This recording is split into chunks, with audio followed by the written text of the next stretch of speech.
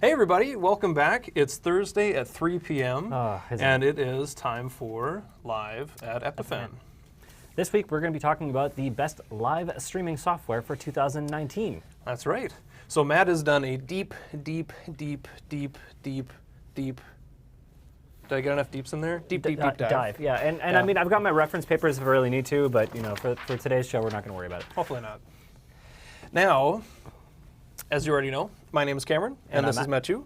Now, as you might notice, I'm going to be stumbling through some new titling today, so we're actually using New Blue Titles, the live titler program. It's a new one that we've just started playing with this week, so might kind of stumble around just a little bit on there. Now, of course, if you are watching us online, please let us know where you're watching from. We'll drop a comment. Yeah, we'll drop a comment on the chat. We'll take a look on there and keep an eye throughout. And we're also going to be using New Blue for that to display those comments too. Oh, look at that. We've already got some hellos. So good. Oh, look at that. It's not even working. Oh, there it is. It's working behind us. There we go. There we go. Hey, Race TV Live. I'm from the land of Brexit. Oh yeah, did you get that extension that you wanted? A little bit later on the Brexit than you agreed to before. At least at least until June, right? That's what they're going for, I think. That's what they're going for. And hey, Faithfulness. Oh, Faithfulness is on there. Hello. Feel free to drop a hello, and everybody else, and we'll make sure to say hi to everybody as you guys are filtering through. Let us know where you're watching from. George is not with us today. He's actually at a training course. It's true. Do you know what he's doing? It's actually like trying to kind of fine tune and perfect his public speaking skills. Oh, about time. He's so awkward. I mean, in front of a camera he's okay, but in front of people I find he's usually a little down the a little jaggedy side. I thought we were going to make up courses that he was taking, like he's in his sensitivity training course. I mean, I wanted to, but he's taking a 2-day birdhouse building course. Yeah. Also, this seems to have crashed on me. So okay.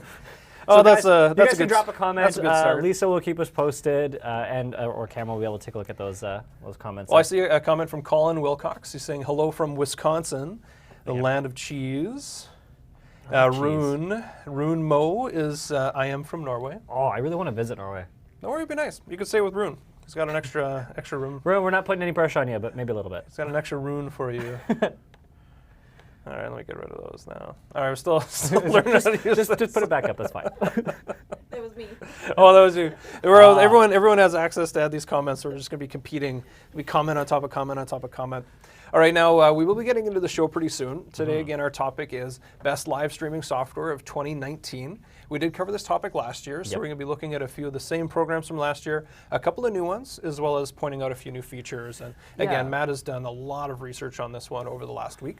But let's not forget about something that's coming up very soon. Oh, yeah, of course. So let's talk about NAB. Woo! NAB we have coming up in April. And again, our booth number is 11203. Because that's easy to remember, right? Now, we can also talk about some of the swag we get. We have our fidget spinners. That's always a go-to one. Now, backed by popular demand. Now, this is a utility fidget spinner. Spinner. It also doubles, and if you can't tell it from my face, it's actually a bottle opener. So you can actually get away with that. We also have like flashlight, some USB sticks with our content on it, so white papers and whatnot, and handy dandy little multi-tool carabiner. Yeah, a little carabiner tool. There's I like it. Like a sunglass thing on there, the screwdriver, some different hex bits. I mean, if you're at NAB as well, I will be giving away some sweet Webcaster X2s. So keep an eye out on social media. I'll be kind of hiding these around the floor. Hopefully I don't get in trouble with NAB security by leaving unattended boxes around, but we'll see how that goes. So we kind of, Lisa's.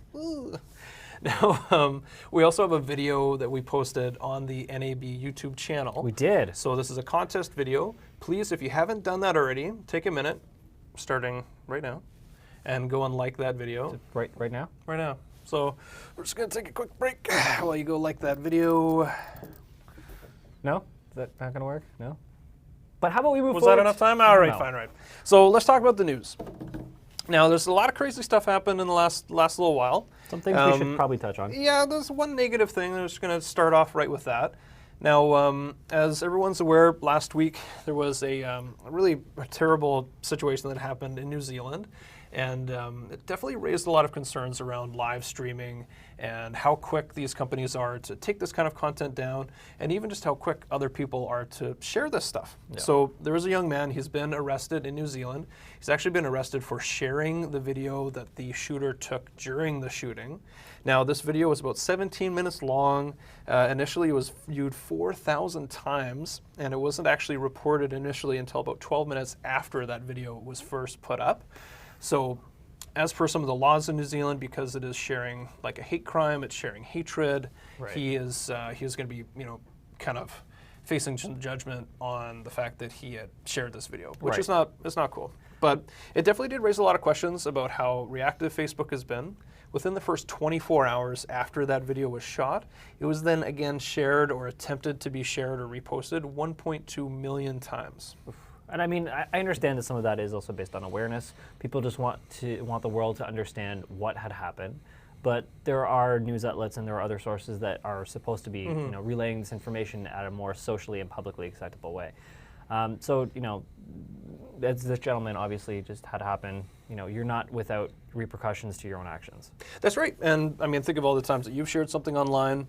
Maybe something fake news. This one, yeah, fake news, but this one definitely had a consequence, and it definitely opened a lot of eyes around live streaming. Like a bad joke, something was questionable to a percent. So I think we're going to see some interesting changes from Facebook and YouTube in the future, and obviously it's just going to take more eyeballs and more people to kind of control that.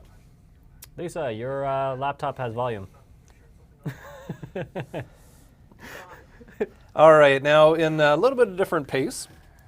Did you watch Bandersnatch on Netflix? No, but I've watched the rest of. I know. Listen. I watched the rest of Black. All right, let's take an hour and a half and go watch Bandersnatch. Well, it depends how many times I fail, right? Well, and it is a choose your own adventure, which coincidentally Netflix is actually being sold by the whole choose your own adventure franchise for using that term. So what they're using it is a variable streaming decisions. I can't remember what they called it, but it was a different word that they use. So their sequel or the next version is going to be with Bear Grylls. Yeah. And it's actually going to be really cool. You get to make these decisions as Bear is going through his environment, and you get to choose what his next step is. And now, of course, there's going to be a lot of those memes that are going to be coming up from that. So whether or not that actually happens, who knows? But let's not dive down that direction. Oh, come on, we could talk about it. I'm gonna have him drink his urine. If that choice comes up, I'm definitely gonna pick that one. Netflix adventure. Better drink my own urine. Are any comments on drinking urine? Anything's come up on there? Nothing, but he did have actually. Colin did also make an excellent Netflix recommendation, which may or may not pop up in a second. No, it's not gonna pop up right now. Sorry. Well, we're at the max of what our technology can give us right here. Anyways, but Colin is saying Love, Death, and Robots. Oh, Love, Death, and Robots. Now, we're kind of going a little bit over on the news section right now. Sorry, yeah. But anytime Netflix under-promotes something, it's going to be awesome. And they have not done anything to promote this show, and it is amazing. It's very explicit. It's not for your kids. It's basically not for 18 plus. Yeah, 18 plus. It's like the hardest core. That's the hardest content that I've seen on Netflix. It's very graphic. Ever. It's very adult content. Very twist with your mind in a few different ways. So if you guys want to check that out, based on Colin's statement, it is worth checking out. I really love it. All right, so let's get into the show. Yes. Again, we're going to be talking about the best live streaming software of 2019. So where do you want to start, Matt? Oh, why don't we start with? We can start with OBS. Let's start with a little bit of. Let's start with the one that we already predetermined that we would start with. I think that's a good plan. Okay, so we always recommend, or we often, I should say, recommend OBS when people are looking for suggestions to work with our AVIO product line. But that being said, there's a few reasons that we like that. So some of the deep dives that I've gone into this week is talking about things like compatibilities, what sort of codecs, if it can record or not, if you've got multiple streaming destinations, and so on and so forth. So let's go through some of these. So the first one can be categorized with OBS and Streamlabs version of OBS, or SLOBS, or SLOBS, I guess. Yeah. Which is like a skinned version of OBS? Yeah. So essentially, Streamlabs decided to pick up, or basically take that open, like an open concept, and decided to give it a reskin, tweak it a little bit, kind of manage a few things around within the operating system, or I guess the UI of the overall device. And it was still considered in beta last year, and well, more of 2017 when the original review that we did. But now it's improved quite a bit. They've also included support for Mac, so it's now compatibility with Windows and Mac. Oh, cool. Versus Windows, which was the only option back in 2017. And as most of these will probably have a pretty standard A.264. In terms of recording formats, you have the ability to do recordings for MP4, MOV, MKV, FLV, and TS. I've never used TS before. It's like MPEG TS. Essentially, it's video without audio. Okay. So, you know, just keep that in mind. If you're just doing something that involves no audio requirements, it is another option, but it is a little bit less compatible. As a default, it is FLV. That's OBS and slobs as well, or a slow BS, I'm going to call it, because I like that better. But yeah, so you'll just have to go in there into your output settings and just change that. The other added benefit is that OBS and SlowBS also offers up to 4K. A lot of free streaming platforms tend to not offer UHD as an output option. Anything beyond 720. Well, I mean, there are some platforms that do offer 1080, but again, a lot of times they do come as a caveat. You might have a watermark and stuff, but we can talk about that as we get through. In terms of streaming destinations, OBS and Streamlabs offers 10 predetermined profiles, so like Facebook, YouTube, Twitch, things of that nature, but also offers options for custom RTMP ingestion. So this means if you want to stream to a content delivery network that is non-standard, you don't have to worry about that so much. In terms of multiple streaming destinations, it's not possible. So with OBS, you're really looking at, I want to pick one destination, and that's all I'm going to. So if you want to if you're a Twitch streamer and you want to stream to Facebook simultaneously, too bad. You can always share that content from Twitch. Well, and one of the things that you can also do is incorporate a restreaming service. Absolutely. Like StreamShark or any of the number of services that are available. Yeah, Switchboard. But then, of course, you end up paying for that premium service as well. Yeah, totally. So, and that'll get you out of that kind of freemium zone and into paying for it. Yeah. But it can capture from multiple video and audio sources as well. So you can use picture-in-picture layouts, and you can create separate and alternative layouts that you can customize, and you can do transitions to fade between them. So there's some added benefits there, as well as NDI support. So even if you want to do like chroma keying and things of that nature in OBS, you have the ability to do that. And of course, with that, you can integrate with your social media platforms. If you want to add like the Twitch chat or the Facebook or the YouTube comments in there, you have the ability to do that. Cool. So how did you feel overall working with OBS and Streamlabs? I mean, I'm quite familiar with OBS. I've been using it for a number of years, so that's been really nice and very functional. So it's more of just like a refresher course for me. Cool. So I really enjoy it. But if you're not technologically akin, right? It may take a little bit while to get adjusted to that. And there are some caveats, right? So if you don't really know where to start, OBS does have a con that it's an open-based platform. So there's no official support. So that becomes a little bit more challenging. So you may need to do a little bit more reading, well, a little bit more of the YouTube video tutorials that you're going to be watching through and through. All right, so when it comes to OBS, some of the pros, it's free. It works on Windows, Mac, and Linux, which is really cool because you can just build your own machine and have like some crazy setup for that. It's highly customizable, almost to the fact that it's like overly customizable, and you can find these plugins on the chat forums. Everyone's you're able to develop all these different kinds of plugins for it. Yep. It's very reliable. So even though it is an open source platform, it's actually not very buggy. It's pretty stable as an application.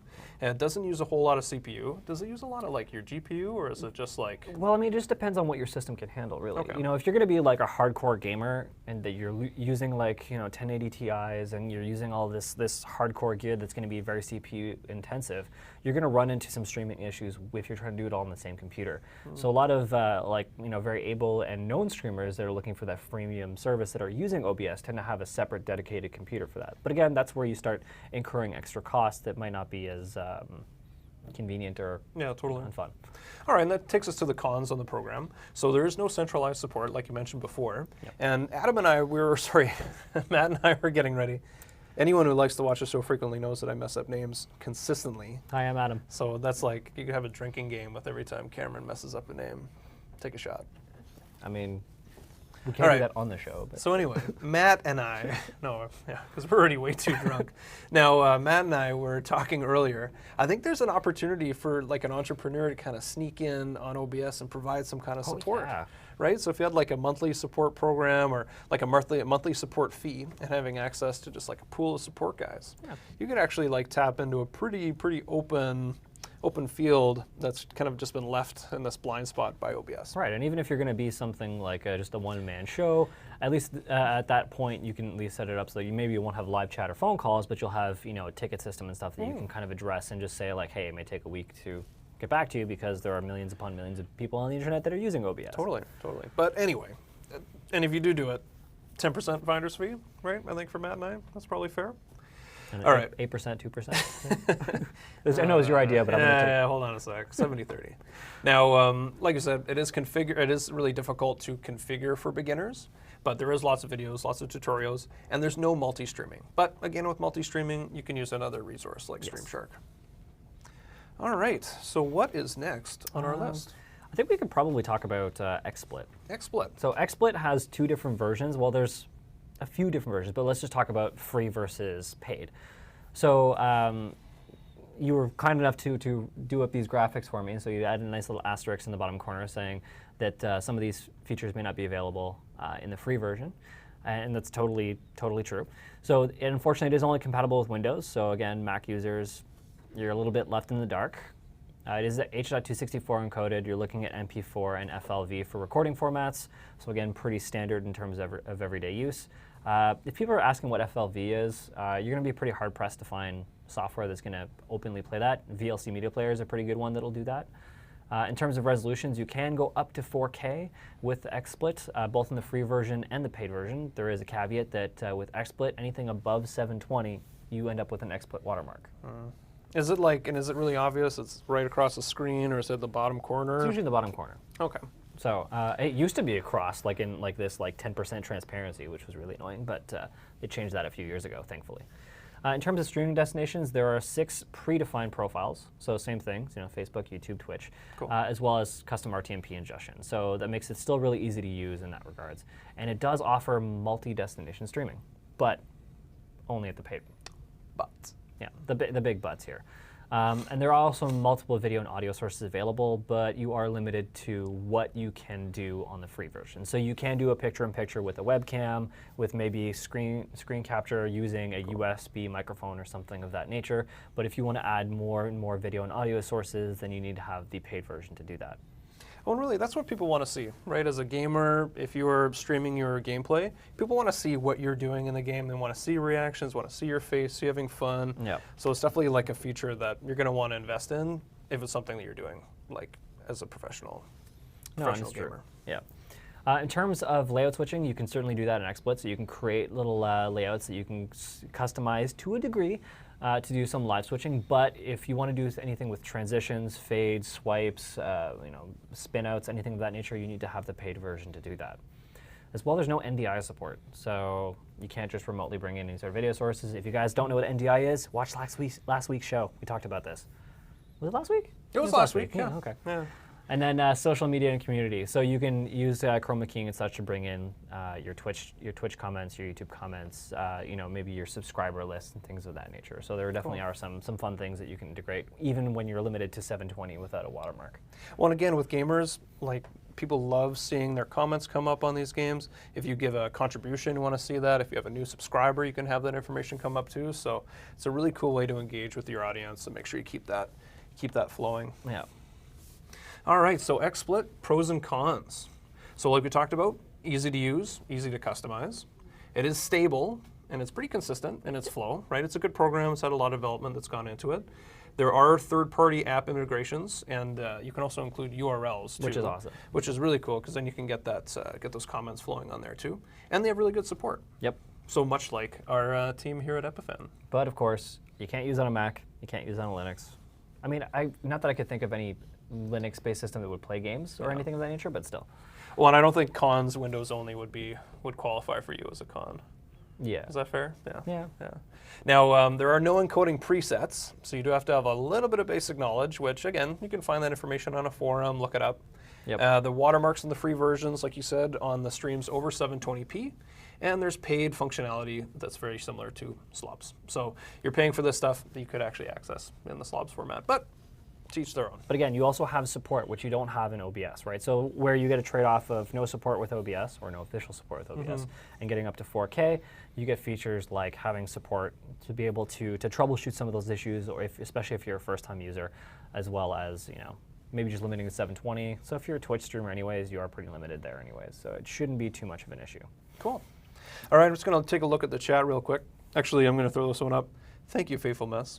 It's good to see that I'm not the only one horrible with names in real life. So thank you. I appreciate you that. Are, you are interesting, that's for sure. And then David Larson photo. Did the chat stop? Did the chat stop? No, the chat did not. Well, the chat is like up and down. It seems to be like periodically freezing. I've seen a couple of people ask that question throughout. So if you are experiencing some sort of issues with YouTube or Facebook comment section, we apologize. Not something we unfortunately have control over. Actually, that is fair. When I was testing this yesterday, I got something that I've never seen before on YouTube. It was a monkey with a wrench. Oh yeah, like a kind comment. No, it was a monkey with a wrench, and it was like a 404 in the chat column on YouTube. Yes, I've seen those before, and it's like a team of a band of monkeys has been dispatched to fix this. Yeah. It was very clever, but at the time I was like, what? YouTube, you're so stable. Now, if you guys are YouTube streamers and such, you'll also notice that there have been a little bit of changes in the Creator Live Studio. They're pushing a lot for that YouTube beta, so it looks like they're starting to update and start to mandate some of that shift in that change. So that could be some of those issues that's popping up in between. Yeah. So hard to say. Mansell Frayne also has a comment about Webcaster and XSplit. I'm not seeing anything here. Oh, there we go. Okay, cool. That's great to hear. So how would you incorporate the Webcaster X2 and actually have green screen in there? Is that like using it on the tail end of your production? Let us know, Mansell. Yeah.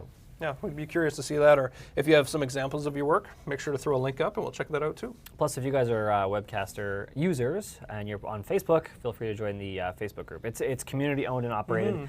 We are in there to provide commentary every once in a while, or if you have questions and such, there's always the community forums as well.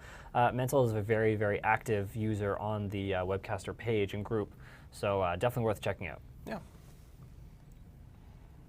All right. So now, moving on. Hey, thanks, Frank. Yeah, we're happy to see that you're enjoying the graphics. Oh, thank you. Just the one, though. Just the one, yeah. Yeah, just like the one graphic. Yeah. All right, so moving on to Wirecast. Now, Wirecast is kind of the other bookend. It's the other end of the, you're spending money. So there's a zero on this end and a dollar sign on this end. Yeah, so we've got three platforms we're looking at that have a price tag today. So the first one was obviously XSplit, the paid version. There's Wirecast, and then we're going to talk about our next one after that, vMix. So Wirecast is a breakdown. It is compatible with Windows and Mac. So Mac users, hooray, you're now able to do this. Codecs is H.264, so it is a standard codec. However, it wasn't listed on their website. So one of the things that I did notice was they kind of don't list a lot of their use case and their specs for their products. Now, maybe some of that has to do with it's not really important because it's going to work. But yeah, so H.264 is what I had to go digging through to find a comment from one of their support staff to provide for that. In terms of recording formats, they do MP4 and MOV, so very easy and very user-friendly for most video players, if not all video players, whether you're a Mac user or a Windows user. The resolution's not listed, but turns out that when I was digging through the comments, it is 1080p. Okay. So no UHD, but they are talking about that being in development as we speak. In terms of streaming destinations, over 35 options. So this means predefined profiles that you can pick from, as well as custom RTMP ingestion options too. Right. Now, the other fun thing with Wirecast, of course, is having multiple destination streaming. So if you want to have a paid service with top tier, kind of like customer support, being able to have a very professional view and opportunity for all of your streaming needs, then Wirecast is definitely an option that will also allow you to say, hey, I want to stream to Facebook, YouTube, Twitch, Ustream, all these other platforms, provided that you have the bandwidth. Cool.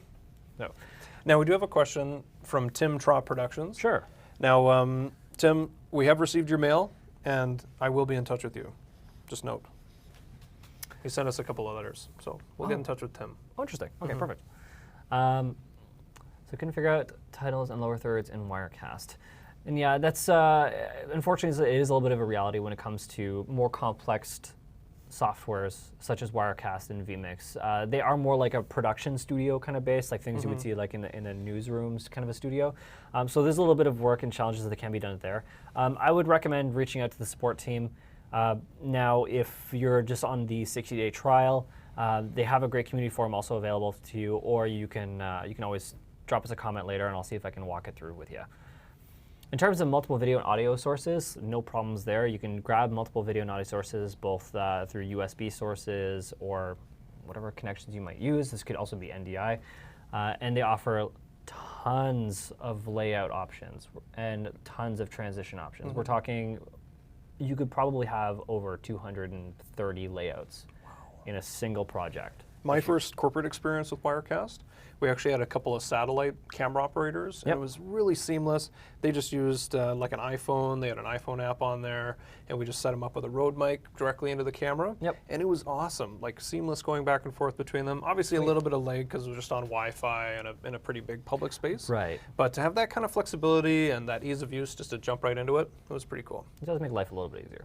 So yeah, so you're no shortage of options for how many layouts and what kind of layout customization you want to do. There's definitely no shortage for transition options as well. And this can be, you know, how long you want a transition to last, what the effects you wanted to use, how fast you want those effects to take place, and if you want to change colors or approaches for them. So it's quite fantastic. Cool. As well as chroma keying options for direct integration for social media, for community, for, you know, your streaming goals, for your comments, for any sort of like pop-ups, trophies, things you want to use. There's lots of integration options that are there. So it's very cool. Now, Colin Wilcox, he's a Wirecast user, and he's throwing up that it does really well with multiple destinations, and he has a primary and backup encoder, and he has 6 streams from each. So that sounds like a pretty heavy hitting on the Wirecast there, Colin. That's pretty cool. That's awesome. And I'm curious, Colin, if you can let us know what kind of content you're actually streaming, feel free to throw it up on the chat. And also, if you ever want to share your setup, we'd love to know that too. All right, so the pros and the cons. Now, like we talked about, Wirecast provides a lot of advanced functionality, which is really cool. I like it. It works on Mac and Windows, so I'm in, because I'm a Mac guy, unlike Matt here. Triggered! So the professional layout, quality, and support is really cool. They've invested a lot of money into this program. They have a lot of support. It's not just, you know, it's fly-by-night app. It's something that you can trust that investment and know that you're going to get that return out of it. Now, because it is a program that's supported by a big development team, a big company, there are new features and updates that are coming out all the time, which is really cool. Now, some of the cons, and this is something that, you know, our first experience with Wirecast, I also learned about USB buses. It is very resource intensive. Yes, absolutely. So we thought that we could set up this like super sexy gaming laptop, even had like fans, you know, the one that has like the fans on the top. Oh, yeah. Right? Like you turn it on and you basically get sucked into it. But anyway, we learned about USB buses because we thought we could just toss like a splitter on there and we have all these inputs, and no, it didn't work out very well. Good old bandwidth. So if you are using Wirecast and you want to get serious about it, you need a serious machine as well. Yes. But if you're playing in this ballpark, you've got a serious machine anyway. Very likely, yes. I would hope so anyways. Yeah, you'd hope so, which gets us to our next point. It is expensive, and there is a subscription required for the tech support. Yep. So unfortunately, tech support does not come free, but their support is 24 hours at your beck and call if you need it once you have a subscription. Oh, and I don't know if we have to give Kim some royalties for this one. Forget about all the problems. Buy a Pro Mini. Make your life a dream. And we're going to steal that slogan. That's Thank great. you, Kim. Now, Colin did also answer. He's actually doing town halls and staff meetings. Oh, that's very cool. So yeah, that's very cool. And it would make sense because you definitely don't want to have, you know, a town hall meeting or something go down midstream. So to have those 6 streams and the backups, very smart. I like it. Cool. Well, and that's something that we're kind of looking at in the future is just how town halls are changing, because there is a need to have so much more transparency for these smaller cities, smaller municipalities. And as we kind of see print media dying out, we need to have those, you know, all that content available online, because, you know, the local Gazette isn't going to be sending a reporter to cover this stuff. So that's great to hear, and maybe, Colin, we can connect on some more chat about that. All right, so to vMix. vMix, so the other and last of our paid lists that we're going to be talking about today. So vMix, you're more familiar with this than I am. I'll save that for the cons section of this chat. But so let's start off with compatibility first and foremost. Windows only. So I'm sorry, Cameron. So maybe that's why you really didn't like it, because you're a Mac user. I already had a prejudice walking in the door. So it's well, it's an H.264 standard, and for recording formats for video files, you can do AVI, WMV, or MP4. It does also offer resolutions up to 4K, so there is a one-up on Wirecast a little bit right now. And it does offer options like Facebook, YouTube, Twitch, and a bunch of other options, as well as custom RTMP ingestion. And for a premium product, you will get those premium services and options. Multi-destination streaming? Absolutely, without a doubt.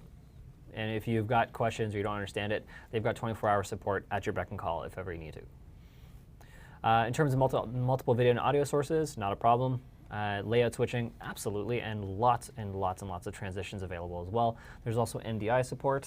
Again, if you guys just joined the show and you don't know what NDI is, watch last week's show to get a better understanding. We're happy to go through it there. Because we forgot already, so we can't reiterate it right now. It's Network device interface? That might be it, yeah. And then social media commentary. So same idea, you can use chroma keying to bring in that content, all those chats and such. All right, so before we jump into the pros and cons, I've seen a couple of comments on here. What is an IceCast protocol? Are you familiar with that? Don't know. You don't know? Okay. So what is an IceCast protocol? Check it out on next week's episode of Live at Epiphan. Yeah, well, I mean, I'll do a little bit of digging for you there, after the show and take a look. But because I'm not familiar with it, I can't promise that we have or will have anything that will integrate directly with that. But I have no idea. It sounds cool. It does. does. It sounds cold. It sounds like ice. It's ice. Baby. Ice cold.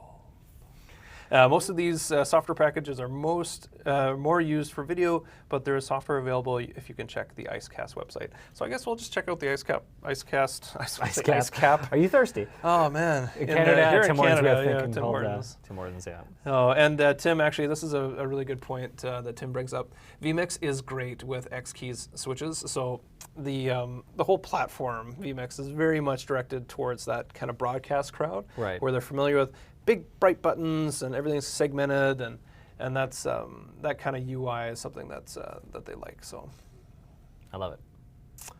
all right, so now let's get into the pros and cons. vMix pros. It includes a lot of high-end features. Significant.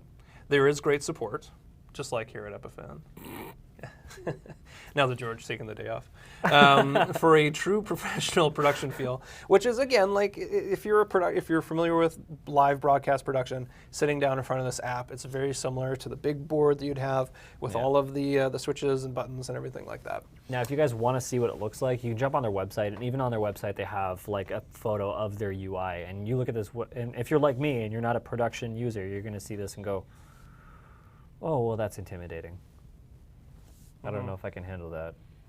So definitely not for a first-time user. We are. Thanks, man. Yeah, we are. Thank you. There's a comment from Mike Latta, too, about IceCast. Oh, okay. Oh, wicked. So it's like probably related to audio then. I would So, guess. so as an audio guy, I should probably learn a little bit more about A this. little bit more. Ice baby. Oh, will you stop with that? All right, now some of the cons. It is a big investment. It is. So if you are just starting out, probably not best to jump right into vMix, but it's something that you can graduate to. So just like anything that we're seeing with live broadcast, with YouTube celebrities, people that are working their way up, you got to start somewhere. So vMix is definitely a nice place to aim your sights on. It is Windows only, Which doesn't affect me. It's fine. Yeah, it's a deal breaker for me because again, walking in the door like, oh, Windows, oh, that's like strike one. Do you walk into Windows often at home? I do, yeah. Make a better door than a window. Now, it is very intimidating, which I totally agree with. When I first started on the show and I sat down in front of vMix, I was just like, what am I doing? And no one really knew how it worked, and it kind of just worked. Isn't that how you start every day? Like, Yeah. what am I doing? Oh, what? Every Monday, basically. But yeah, it is a very powerful program. If you know how to use it, it is definitely a great option to have. Yeah. All right, so now the next one. Let's talk about Shadowplay. Nvidia. So Nvidia Shadowplay. This is one that doesn't get a lot of talk, and there is a little bit of a reason for that. You can only use it if you have an Nvidia graphics card, so that is absolutely required. I couldn't even do any testing because the computer I have here at the office is AMD. So that is one that we didn't actually have any practical testing on. Correct. So Matt did check out some other forums. He was looking around. Watched a bunch of videos, things of that nature, but I just had no way of actually physically testing it because I didn't have an Nvidia card system. And did we look into the fact if you could actually use like a GPU or an external GPU for this one? If you were to have like... We didn't, but I suspect you could. Okay. I don't see why not. Doesn't have to be like the primary graphics card as long as you can point to it. Well, as long as you can make it the primary when you're going to Yeah. use in gaming, you should be fine. Cool. But essentially, so you need that graphics card. It isn't listed on the website, but it is H.264 encoded as a standard, and it is MP4 and MOV for recorded files. Now, it is very source dependent for that resolution. So that means if you're using, 4K or 1440p as your output for your gaming and that you want to capture, that's going to be the resolution that's going to be coming out. In terms of streaming destinations, you've got a choice of 5. You've got Facebook, YouTube, Twitch, Google, or Imgur. I think Imgur is just more for the uploading of the content after the fact. But those just GIFs, Imgur. They do video now? There is some video. You can get audio and stuff out of it. I haven't seen anything in terms of streaming, but they claim that you can stream out to Imgur. Yeah, I'll check it out. Multi-destination streaming, unfortunately, is a no. It's a very limited platform. So it gives you the option to essentially capture your gameplay footage, and that's it. So you can't add a USB webcam. You can't add any extra audio. You're basically just capturing that gameplay that you're going to integrate. So and that's what it's optimized for, right? Like that's its intention. Yeah, it's just a low CPU or GPU use screen grab. So if you want to be able to just grab that content because you've got a really sweet play you want to use, you can click Alt F8. It'll immediately start that recording. Alt F8 again, and it'll stop it, and then you can have it upload after that if you want to do recorded video content. So again, because it's a single source, just grabbing that software, there's no layout switching, no transitions, no NDI or multiple video source options, and of course no social media integration. So there is at least a fun little overview option as well. So that'll bring us more into our pros and cons scenario, though, where we can take a look at that. All right. So, and do you say Nvidia or how did you say it? It should be Nvidia, but I said Nvidia because Nvidia. I've been saying Nvidia. I say Nvidia. I've always said Nvidia, and I could be horribly wrong. And you guys are free to blast me out in the comments. I'm fine with that. Oh, hey, look, there's Stefan. Oh, my God, we haven't seen him in a while. Yeah, usually Stefan's right off the bat. So Stefan is one of our longtime watchers. He's over in the UK. Now, we haven't actually changed to summertime yet. No, we've gone back an hour forward. It's going to snow tomorrow. Oh, like we're talking about daylight savings. time. Yes, we've gone back to daylight savings time. It's currently 3 p.m. Eastern Standard Time, and that's fine. But yes, it is officially spring, and we are supposed to get 5 to 10 centimeters of snow tomorrow. Ugh. Thank you. Yeah, no thanks on that. Mother Nature. All right, so back to the pros and the cons. Okay. Now, for this Shadowplay, shortcuts make it easy to capture gameplay. Like you said, you had that shortcut all figured out. So you start, you finish, boom. It uses your GPU instead of the CPU. So what does that mean, for users that are running a computer, running it off of their computer for gameplay? So it's using your graphics card as your main source, being able to capture that content, which you're already using for gaming anyways. If you're using your CPU, it's talking about the processing power that it's already using just to run the game, just to make your computer run using all the memory and such. So by using your GPU, it takes a lot of that load right off of your system, making it really light and easy. So you're not going to run into things like frame drops. So if you're running at 144, 200 frames per second or something of that nature, it's not going to suddenly drop to 30 when you try to do this. Cool. So it's very, very just minimal in terms of the resources it's going to use on your computer, which is fantastic. Cool. And it is a great tool for local recording. Absolutely. Yeah. Actually, George uses it a lot. He does? Yeah. Cool. He does game. I don't know if he's good at it or not, but he does game. Sweet. Have to troll him later.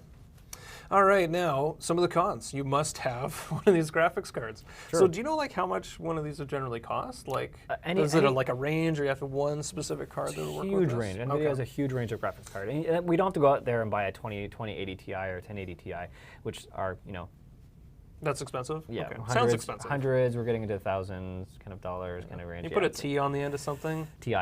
Yeah, well, the T, and then the Ti is even more expensive. Right, yeah. Put the I on it. TIS, right? TSI? These aren't... Read the cons. That's right. Back to the cons. Now, there's no multi-source displays or plugins, which is kind of a drag, so you're not going to be able to bring in like a picture-in-picture or do anything else like that, but it's not really the nature of this program. Right. It's good for streaming only at very high bit rates. So again, it comes down to being resolution dependent especially. So if you're using UHD, be prepared to use 20,000 to 25,000 kbph in terms of bandwidth. So you better hope that you have at least 30 megabits per second dedicated upload if you're doing 4K. It's going to be expensive on your internet service provider. Well, and Colin says that his 1060 was $200 plus. For 1060, yes. So sorry, Colin, and you're right. There is an absolute great range of products. I was just referring to you don't need to get a 1080 Ti or a 2080 Ti, which is in the very high hundreds, even thousands of dollars. Cool. All right, so who is next on the list? Now, is this one of the ones we did last year? Or do we not have this one in 2018? No, we did have. Oh, okay. We didn't have this X one. No, so, I'm sorry. yeah. So Lightstream. So Lightstream is another free platform, which is great. And it is browser-based, so that's a little bit different. So rather than using having to download an application, you can simply just sign up, create a profile, link it to your YouTube or Facebook account or Twitch account, things of that nature, and it'll immediately just do that streaming that you basically toggle from your web browser. Sweet. Now, this is the one platform where I'm going to say, because it's browser-based, you might not want to use Google Chrome. Oh, because Google Chrome is It just eats memory. Yeah, that's all big. it does. It's Pac-Man for your computer. Mm-hmm. So I love it though. I love Chrome. I know it's a great for an everyday use thing, and then as long as you don't mind it eating all your RAM. Yeah, just buy more RAM. That's all you need, right? Just keep feeding it through the just get more RAM. I don't know if you. I mean, platforms don't need to have this anymore, but just feed it through your floppy disk drive. That's not dating me at all, is it? And then it just comes out as RAM dust out of the other end. So there's no codecs listed on the website because it is browser-based, and there is no recording of any kind for it. It's just simply a streaming platform option. And you can stream up to 720p, and you can stream to Facebook, YouTube, Twitch, or Mixer. Cool. Now, you can also stream to multiple destinations simultaneously, but again, you're going to start using a little bit more bandwidth, and it is going to take more RAM and memory into your browser for those resources to take place. So it does offer you options for multiple video and audio sources. In terms of layout switching, no. So you're basically stuck with like a PIP, like a picture-in-picture kind of scenario, maybe a webcam, your gameplay content, things of that nature. So there's no layout switching and no transitions because of the no added layouts. And there's no NDI support or social media integration. So it is very narrow in terms of its capabilities, but if you're looking for a free version that you essentially don't have to install, so let's say you want to do streaming at like an esports center or something, right? You can just log in through Lightstream and just do that stream directly out to your Twitch account, and then off you go. Sweet. So no plugins, nothing you have to actually install on the computer. Nothing crazy. It's very cool. Now, I did want to talk about one more thing before we move on to pros and cons for this. Cool. We didn't touch on this last year, or December 2017, whenever we did this, is Prism. So Lightstream Prism is an option that they've had for about a year and a half now, maybe 2 years. And essentially, it's the idea of multiplayer streaming. So you can actually take content from 2 people, 3 people, or up to 4 people, from anywhere in the world, in the country, and link it to that Lightstream account and have basically like a multi-window, multiplayer streaming option.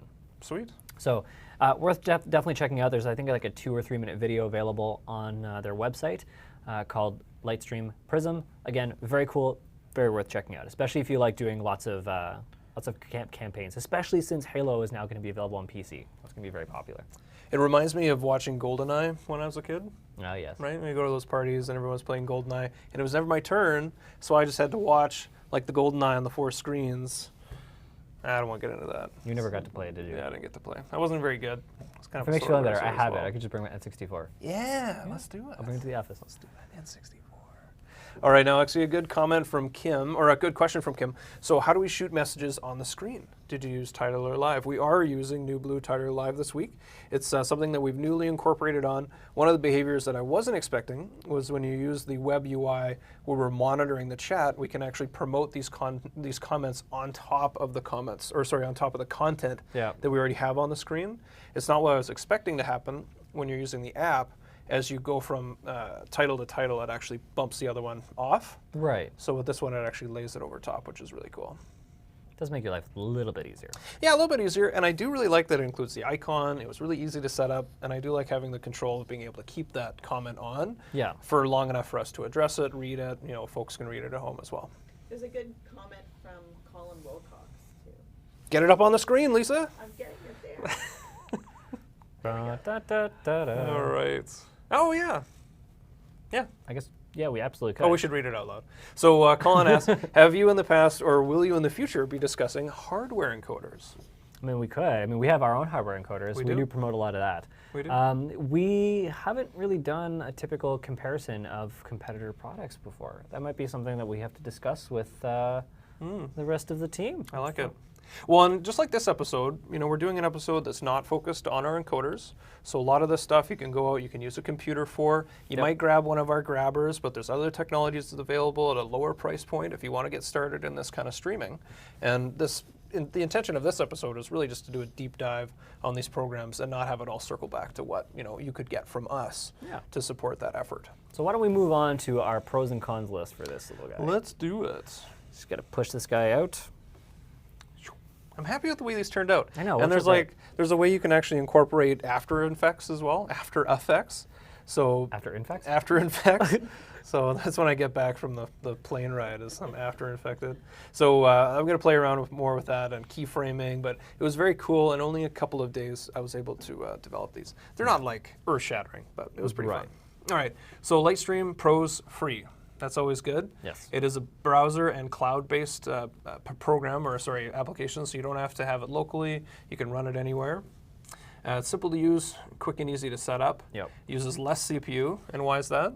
That's because it's all browser-based. Exactly. Now, the live chat support is really good, just like here at Epiphan. The cons, mostly 720 streaming, which again, like 720 was so, like 5 years ago. 6 years. I mean, we still love it and still use it all the time. Yeah, that's true. There are known sound issues. So is that something that you're familiar with? Do you know anything about these sound issues? Well, anytime you're using anything browser related, you're relying on the browser to be up to date. You're relying on the plugins and Flash and HTML5 and things that are implemented into the browser itself. So depending on the browser that you're using, you're going to run into hiccups here and there, right? So if you're using a browser-based application, they may only test against, Google Chrome, Firefox, maybe Microsoft Edge, but they don't maybe test against Safari or Opera or Netgear. That was one from way back in the day. But Netscape. Netscape, that's what it was. Yeah. Sorry, it's been a day. Netscape. So depending on what platform you're using, you're going to run into some hiccups here and there. And every application in the world is going to run into hiccups and bug fixes that they need to address at some point, and they do as often as they can. But when you're using browser-based, there's so many external, environmental variables that will take place. So. Cool. And it's not too feature-rich, a little bit basic. Yeah. Kind of like Matt. All right, now moving on, player.me. Now this was the coolest new thing that I heard. And we didn't cover this last year. It's a new thing. And we're also going to point you to our blog where we have a little bit more information about these platforms. Yeah. And that also wasn't on the blog. So it's kind of brand new this week for us to play around with. Yeah, so player.me, which is literally just player.me. There's no .com or anything else you need to throw. Just literally type in player.me. It'll bring you right to their website. Super cool. Very, very surprising as a result. So let's talk about some of the, we'll go through a little comparison list here. So compatibility, it is only Windows 10. Sorry.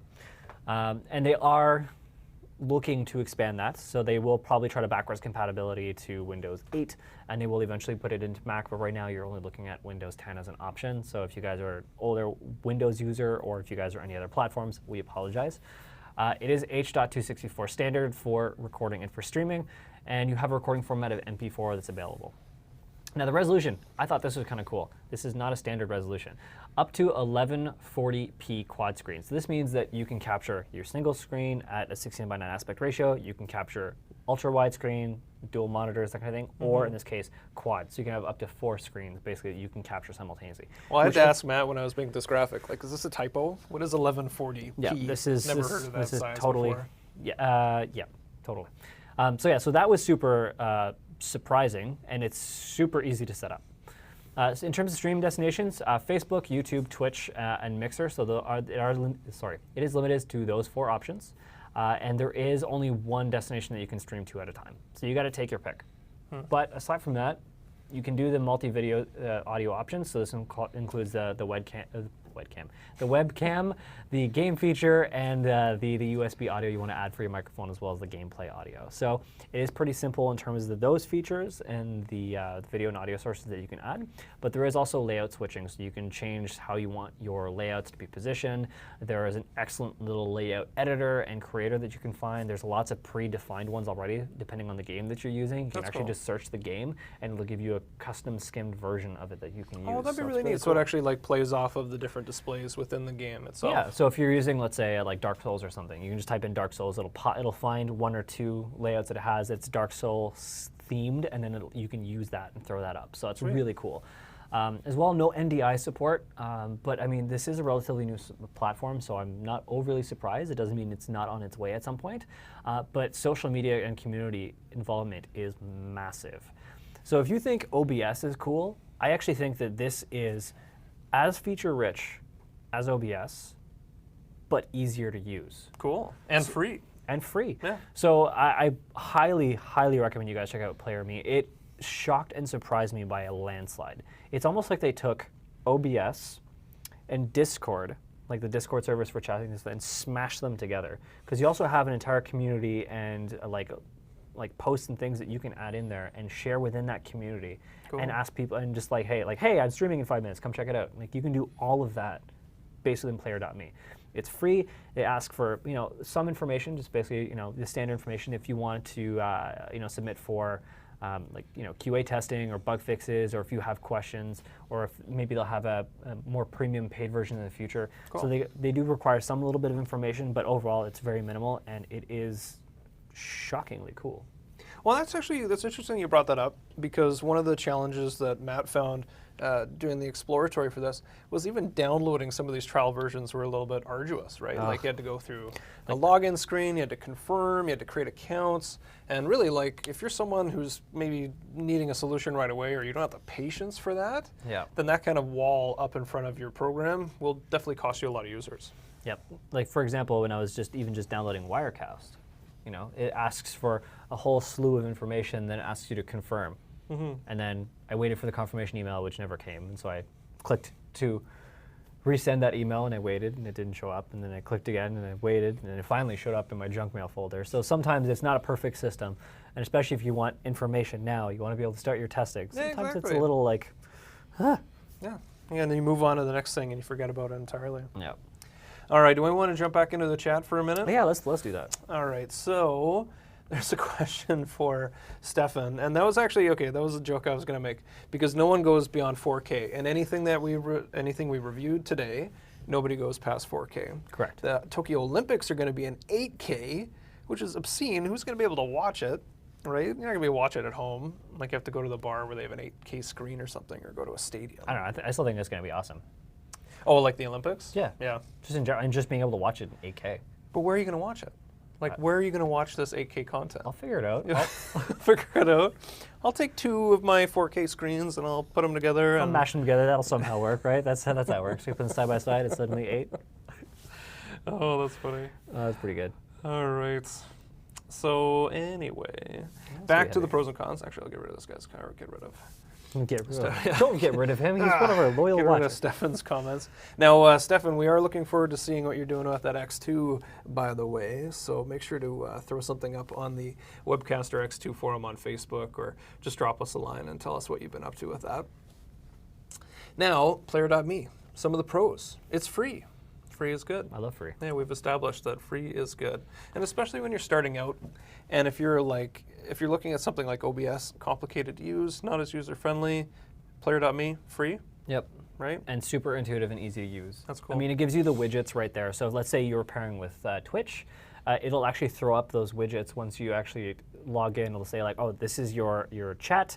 Where do you want to move this on your screen? Where do you want to have it? Cool. How about your subscribers? Do you have a goal, your subscriber count? Maybe trophies will pop up, and you can get all of that to be integrated automatically for you. So it's super intuitive and super creative. So as like a newish platform, Player.me has just been blowing me away. So.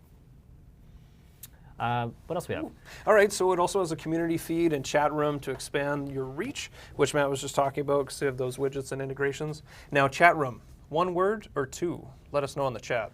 Yeah, I thought it was 1. And you argue it's 2. I don't know. I think it's 2. I don't know. I've seen 2. You've seen 2? Like chat-room? No, just chat space room. Oh, chat space room. I write chat. So if that is a typo, that's my fault. I'll take the ownership. Whatever. Oh well. Cameron spelled Twitch wrong. Where? Oh, on the last screen? It was to it? Can we go back to it? I want to see what it was. Let's go back. Let's go back.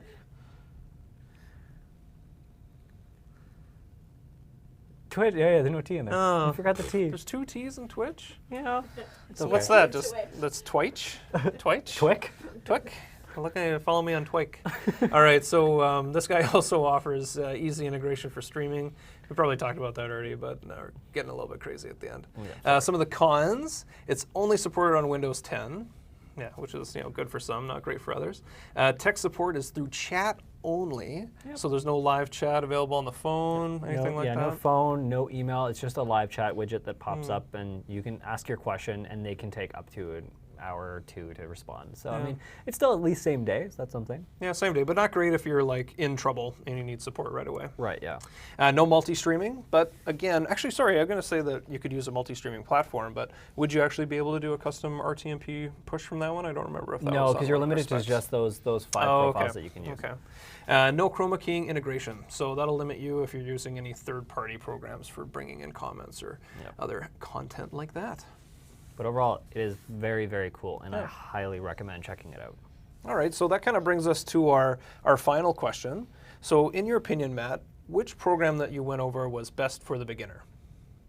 Player.me. Cool. It was the most delightful surprise. Delightful surprise. Yeah. I like that. That's good feedback. I want to see that on their on their page. Delightful surprise. Stamp to stamp, Matt They'll from put Epiphan. Matthew from Epiphan. And then I'll cry because I spelled my name wrong. Oh, Matthew. All right. Now, for the pro user, what is the best program that you took a look at? Oh, that's, I don't know. If we're talking freemium, I still would say Streamlabs OBS is probably my favorite. But if we're talking premium, slobs, yeah. If we're talking premium, I think once you have a good handle on it, probably vMix would be the way to go. Right on. Yeah. Right on. All right, so let's take a quick look at the chat, see if we've got anything else on there. And we'll still try to talk a little bit while we do that. Don't want to have any dead air. Here's one. What is that? 33K? Were you going to put that one up? Or, yeah, sorry, we're competing for We're all, putting all three of us are competing. All right, so what is in 30? Japan, there was once an experiment with 33K? 33K in RGTB. Wow. Stefan, Did, what like, are you talking about, man? I'm actually curious to know how much heat that would have generated just from the equipment. Oh, It would have been man. like a small, like, well, I don't know, Just hot lava. hot lava. Hot lava. All right, so you're Hot going to throw lava. up one from Colin? I was trying to. Is that going to work this time? There we go. All right, Can cool. we move the same time frame and present on AK screens there? Oh, yeah, I'm That would sure be they nice. wouldn't mind just shifting their timeline a little bit. Yeah, I'm sure we'll go to NAB. I'm sure it won't be insanely busy already wherever we are. Everyone's going to be watching the Olympics. That's actually something that no one does anymore. I do- You don't like watch stuff like, you know, it used to go to, there's big news, you go down to the local appliance store and you'd watch it on all the screens through the big plate glass window. Right. Yeah. Nobody does that anymore. No, it's true. But I mean, I at least still watch it. Too much celebrating for Windows 10 in there, and at the end of the day, it's still Windows. Yeah. Just saying, Team Mac. I was just Look, about to promote listen, that comment. I agree that the Note platform is perfect, and there is some fantastic integration and user friendliness with Mac-based systems. But I also just like the customizable features and capabilities you have with Windows that you lose a little bit within Mac, and that's just more of me just playing against it. Now, here's a good question from Colin. It'll give us a chance to kind of pump our products a little bit. So, Matt, how many destinations can Pearl stream to? I thought I remember seeing 2. Well, it depends. If you're doing, actually, that's not even true. So Pearl 2, as an example, is limited by your bandwidth and its overall capabilities. So if your CPU load is really high, then you're going to be limited on the number of concurrent streams that you can create. Pearl 2 can create 6 independent channels, right, if you want to do ISOs, but one channel can stream to multiple destinations if the encoding settings are the same. So let's say you want to stream 1280 by 720, so 720p, at a bit rate of, let's say, 4,500 kilobits per second. You can use that and stream to Facebook, to YouTube, to Twitch, to Ustream, to Wowza. I don't know if Akamai still does RTMP or if it's gone back to HLS. But basically, you can stream to those multiple destinations simultaneously. As long as you're able to keep that CPU load under about 70–75%, you should be pretty good to go. So there's no limitations there. Pearl Mini, on the other hand, can do 2 encoded channels, right? So, but again, you can do the multi-destination streaming, and it's entirely just dependent on your CPU load. Yeah. So definitely, Well, good in our question. experience for ease of use and just for overall comfort with setting up our streams, Streamshark was awesome. Right, we just send it up to one destination. We don't have to worry about having a huge amount of bandwidth, and we can kind of keep that processing on the Streamshark side, which was really cool. Yeah. Takes a little bit more setup, and you need to make sure everything's configured and a little bit more testing, but definitely worth it. Yeah, no, absolutely worth it. There's a comment too from Mansell, just a follow-up to There we go. comment. All right.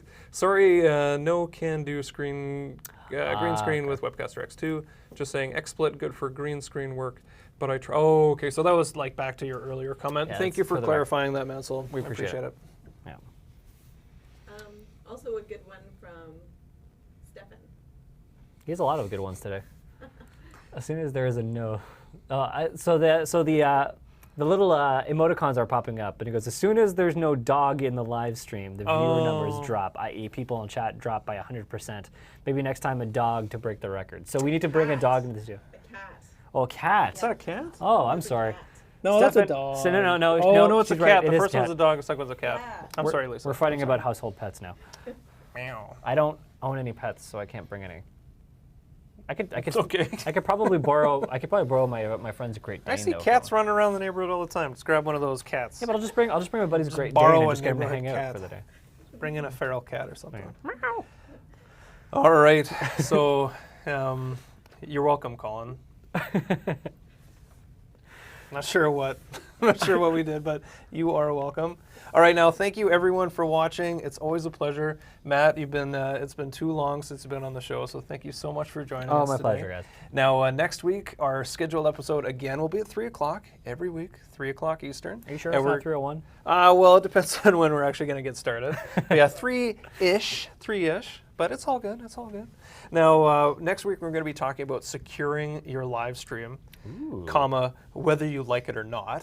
So we're going to get into the news about that. Facebook is going to be making some changes. It will affect the way that you live stream, and it's actually caused us to make a few updates as well, so we can get into that too. This is true. Haven't they already made those changes? No, they're coming on April 2nd. Perfect. I thought. Perfect. So stay tuned next week, and we'll run you through that. Cool. If Thanks you again for guys- watching. And if you guys have any recommendations for a show, feel free to drop them in the comments, or you can send us an email at live@epiphan.com or even info@epiphan.com. They'll reach me, and then I'll forward it off to Cameron and the rest of the team. Exactly. Until Gotta then, get guys. it out of my spam folder. But yeah, until then, thank you very much for watching, and we'll see you later. next week. Oh, don't forget to vote for our NAB video Vote. right now.